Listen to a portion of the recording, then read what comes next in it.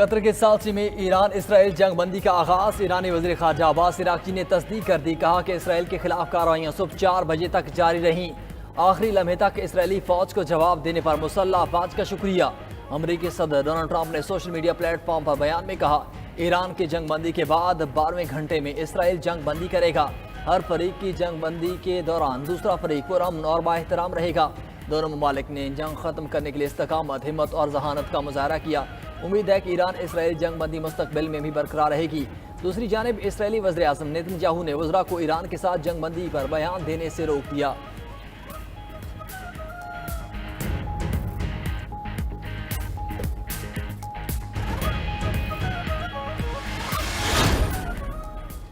امریکہ نے ایران کے ساتھ جنگ بندی کے لیے براہ راست اور بالواسطہ بات چیت کی۔ وائٹ ہاؤس کے مطابق امریکی نائب صدر، وزیر خارجہ اور مشرق وسطیٰ کے لیے خصوصی ایلچی ایرانی حکام کے ساتھ رابطے میں رہے۔ J D Vance, Marco Rubio اور سٹیو وٹکوف نے براہ راست اور بالواسطہ بات چیت کی۔ امریکی صدر نے اسرائیلی وزیر اعظم کے ساتھ پیر کو ٹیلی فونک رابطہ کیا تھا۔ دونوں کے درمیان جنگ بندی معاہدے پر گفتگو ہوئی تھی۔ خبر ایجنسی کے مطابق قطری وزیر اعظم نے جنگ بندی کی امریکی تجویز پر ایران کی رضامندی حاصل کی۔ ٹرمپ نے امیر قطر کو بتایا، اسرائیل جنگ بندی کے لیے تیار ہے۔ امریکی صدر نے امیر قطر سے ایران کو راضی کرنے کی درخواست کی تھی۔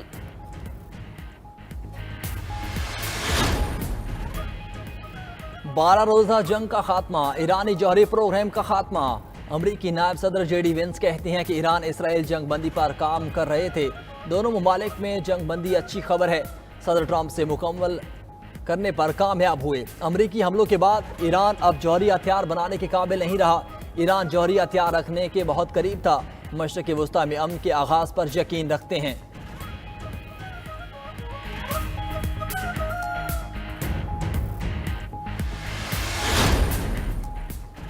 جنگ بندی سے پہلے اسرائیل کا تہران پر اب تک کا سب سے بڑا حملہ، ایرانی دارالحکومت دھماکوں سے گونج اٹھا۔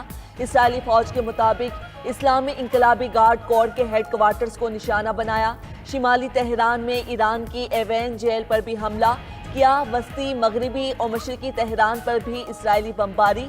صہیونی فوج کی تہران کے ضلع 7 کے رہائشیوں کو علاقہ خالی کرنے کی ہدایت۔ ایرانی فوج نے تہران میں فضائی دفاعی نظام فعال کر دیا۔ ایرانی فوج نے بھی تل ابیب کے علاقوں کے لیے انخلا کی وارننگ جاری کر دی۔ تل ابیب کے قریب رامات گان ضلع کے رہائشیوں کو ایران کے مشرق وسطیٰ میں امریکی فوجی اڈوں پر حملے، قطری دارالحکومت دوحہ میں امریکی ایئر بیس العدید کو نشانہ بنایا۔ خبر ایجنسی کے مطابق ایرانی میزائل حملوں میں دوحہ دھماکوں سے گونج اٹھا۔ دوحہ کی فضاؤں میں شعلے دیکھے گئے۔ ایران نے عراق میں عین الاسد ایئر بیس کو بھی نشانہ بنایا۔ بغداد کے قریب امریکی اڈے کے فضائی دفاعی ریڈار پر ڈرون حملے بھی کیے گئے۔ عراقی فوجی اہلکار کے مطابق تاجی ملٹری بیس پر ڈرون حملوں سے کوئی جانی نقصان نہیں ہوا۔ جنوبی عراق میں امام علی ایئر بیس پر فضائی دفاعی ریڈار تباہ۔ عراقی میڈیا کے مطابق ایران نے عراق میں 4 فوجی اڈوں کو نشانہ بنایا۔ ایرانی میزائل حملوں پر قطر اور عراق میں امریکی فضائی دفاعی نظام فعال۔ ایران نے آپریشن کو بشار الفتح کا نام دیا۔ ایران نے فضائی اڈے پر حملوں سے پہلے قطری حکام کو آگاہ کیا تھا۔ امریکی صدر نے وائٹ ہاؤس کے سچویشن روم میں حملے کو مانیٹر کیا۔ وائٹ ہاؤس کے قریب عمارت کے اوپر طیارہ شکن میزائل لانچر لگا دیا گیا۔ امریکی اڈوں پر حملے کے بعد ایرانی شہریوں کا جشن۔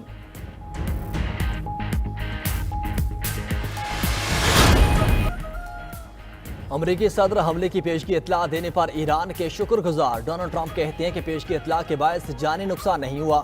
ایران نے جوہری تنصیبات پر حملے کا بہت ہی کمزور جواب دیا۔ امریکہ نے بہت مؤثر طریقے سے ایرانی حملے کا مقابلہ کیا۔ ایران کی جانب سے 14 میزائل فائر کیے گئے، 13 کو مار گرایا گیا۔ ایک میزائل ہدف تک نہیں پہنچا۔ لگتا ہے کہ ایران نے اپنا غصہ نکال لیا۔ امید ہے کہ اب مزید نفرت نہیں بڑھے گی۔ دنیا کو مبارک ہو، امن کا وقت آ گیا ہے۔ قطر میں ایران کا امریکی اڈے پر حملہ، دنیا بھر سے مذمتیں۔ سعودی عرب، متحدہ عرب امارات، عراق اور عمان کی مذمت۔ سعودی عرب نے کہا کہ قطر پر ایرانی حملہ بین الاقوامی قانون کی خلاف ورزی ہے۔ ہم قطر کے تمام اقدامات کی حمایت کرتے ہیں۔ خلیجی تعاون کونسل نے بھی قطر پر ایرانی میزائل حملے کی مذمت کی۔ کویت، مراکش، لبنان، برطانیہ، فرانس کا بھی ایرانی حملے پر تشویش کا اظہار۔ برطانیہ کا ضرورت پڑنے پر مشرق وسطیٰ میں مزید فوج بھیجنے کا عندیہ۔ فرانس، جرمنی اور برطانیہ کا ایران پر مذاکرات کرنے پر زور۔ مشترکہ بیان میں ایران پر زور دیا کہ وہ مشرق وسطی کو مزید غیر مستحکم کرنے سے گریز کرے اور فوری طور پر مذاکرات کا راستہ اپنائے۔ مذاکرات میں ایران کی مدد کے لیے تیار ہیں۔ فلسطینی اتھارٹی نے بھی ایرانی حملے کو قطر کی خود مختاری کی کھلی خلاف ورزی قرار دے دیا۔ وزیر اعظم شہباز شریف کا قطر اور سعودی سفراء سے رابطہ۔ ایرانی میزائل حملے پر اظہار تشویش، قطری عوام اور حکومت سے مکمل اظہار یکجہتی۔ وزیر اعظم کا کشیدگی کم کرنے کی ضرورت پر زور۔ علی مبارک علی عیسیٰ الخاتی نے وزیر اعظم شہباز شریف کے فوری رابطے اور اظہار یکجہتی پر شکریہ ادا کیا۔ وزیر اعظم کا سعودی سفیر نواف بن سعید المالکی سے بھی رابطہ۔ مشرق وسطی میں امن و استحکام کے لیے ہر ممکن سفارتی کوششوں پر زور۔ ایران کا امریکی اڈوں پر حملہ، عالمی مارکیٹ میں خام تیل کی قیمتیں 9% تک گر گئیں۔ امریکی خام تیل کی قیمت 67.32 فی بیرل پر آ گئی۔ برطانوی خام تیل 8.78% سستا ہو گیا، 70.25 فی بیرل میں فروخت ہونے لگا۔ سونے کی قیمت بھی کمی، $2.25 کمی کے بعد سونا فی اونس $3,383 کا ہو گیا۔ دوسری جانب کرپٹو مارکیٹ بہتری کی جانب بڑھنے لگی، بٹ کوائن کی قدر $4,500 سے زائد بڑھ گئی۔ ایران کا جنوبی اسرائیل میں بیلسٹک میزائلوں سے حملہ، اسرائیلی پاور پلانٹ تباہ، کئی علاقے تاریکی میں ڈوب گئے۔ ایرانی میڈیا کے مطابق اسرائیل پر خیبر شکن، امات، قدر، فتح 1 میزائل داغے۔ میزائل گرنے سے کئی اسرائیلی شہروں میں دھماکے سنے گئے۔ خبر ایجنسی کے مطابق ایران نے اسرائیل پر 9 میزائل داغے۔ ایرانی میزائل نے جنوبی اسرائیل کے شہر اشدود میں تباہی مچا دی۔ میزائل نے اشدود میں پاور سٹیشن کو نشانہ بنایا۔ گاڑی میں لگے کیمرے نے سارا منظر ریکارڈ کر لیا۔ اسرائیل الیکٹرک کارپوریشن نے کئی قصبوں میں بجلی کی فراہمی میں خلل کی تصدیق کر دی۔ ایران کے حملے کے بعد شمالی و وسطی اسرائیل میں سائرن گونج اٹھے۔ اسرائیلی حکام کا کہنا ہے ایران نے 15 میزائل داغے ہیں۔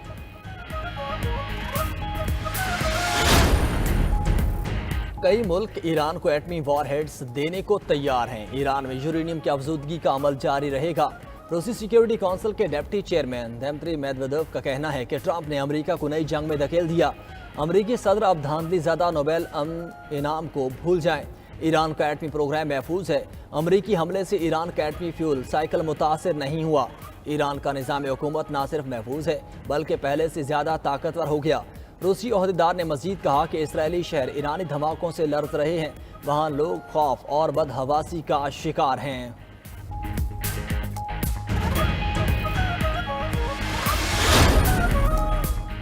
اسرائیلی میڈیا اپنے ہی وزیر اعظم پر برس پڑا، نیتن یاہو کو اسرائیل کے لیے ایران سے بھی بڑا خطرہ قرار دے دیا۔ میڈیا رپورٹ میں کہا گیا کہ اسرائیلی وزیر اعظم نیتن یاہو روز اپنے اہداف بدل رہے ہیں۔ اسرائیل کو علم ہی نہیں اس کی منزل کیا ہے۔ اسرائیلی شہری بھی نیتن یاہو کے خلاف سراپا احتجاج ہیں۔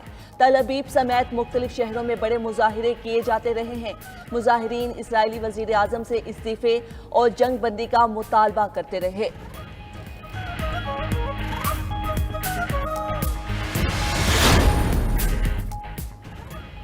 ایرانی سپریم لیڈر کے جانشین پر مشاورت خامنائی کے بیٹے مجتبی اور ان کے حریف حسن خمینی سرکردہ امیدواروں میں شامل۔